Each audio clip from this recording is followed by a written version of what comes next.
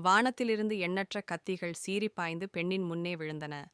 ஒரு கத்தரிக்கோல் ஆணின் உடலில் செங்குத்தாக பாய்ந்தது.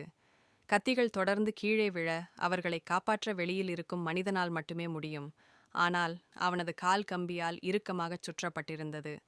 அவனுக்கு முன்னால் இருந்த சுவிட்சை இழுத்தால் சேமிப்பு கிடங்கு திறக்கும்.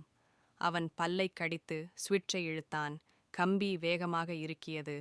அவனது அலறல் ஒலித்தது. இருவரும் உடனடியாக விடுவிக்கப்பட்டனர்.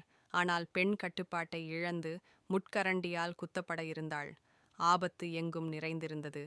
கருப்பு மனிதன் போசரை பற்றி தெரிந்து கொள்ள தயாரான போது ஒரு கயிறு அவனை தொங்கவிட்டது.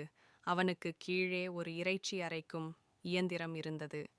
பணம் சம்பாதிக்க இந்த மனிதன் பிரேக் செயலிழந்த மோட்டார் சைக்கிளை விற்றதால் ஓட்டுநர் இறந்துவிட்டார். இறைச்சி அரைக்கும் இயந்திரத்தின் சக்தி மேலே இருந்த மோட்டார் சைக்கிளில் இருந்து வந்தது. மோட்டார் சைக்கிள் தொடங்கப்பட்டது. இயந்திரம் அதிவேகமாக சுழலத் தொடங்கியது. ஆணும் மெதுவாக உள்ளே தள்ளப்பட்டான். பிரேக் சாதனத்தை எடுக்க கையை நீட்டினான். பெண் ஒரு இரும்பு கம்பியை எடுத்து மோட்டார் சைக்கிளின் சக்கரத்தில் நுழைத்தாள். இறைச்சி அரைக்கும் இயந்திரம் நின்றது. திடீரென்று கம்பி சக்கரத்தால் வெட்டப்பட்டது. இயந்திரம் மீண்டும் சுழலத் தொடங்கியது. பெண்ணால் எதுவும் செய்ய முடியவில்லை. கருப்பு மனிதன் இறைச்சி கூழாக மாறுவதை அவள் கண்ணால் பார்க்க வேண்டியிருந்தது.